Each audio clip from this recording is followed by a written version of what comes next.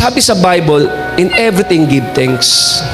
Ako, aamin ako, madaling magpasalamat kapag okay ang sitwasyon. Kapag dumating na mga bonuses natin. Hindi, totoo naman. Kapag may proof, madali lang magpasalamat.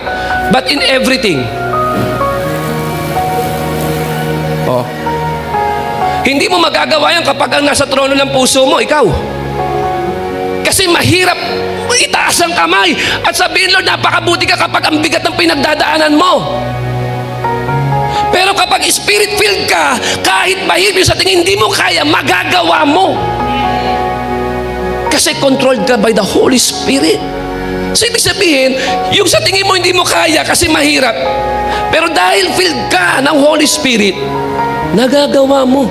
Panginoon, ikaw ang Diyos ko, ano man ang sitwasyon, maghari ka sa buhay ko. Ikaw ang masunod. Magpapasalamat ako, magpupuri ako dahil ikaw ay mabuti noon, ngayon at magpakailanman.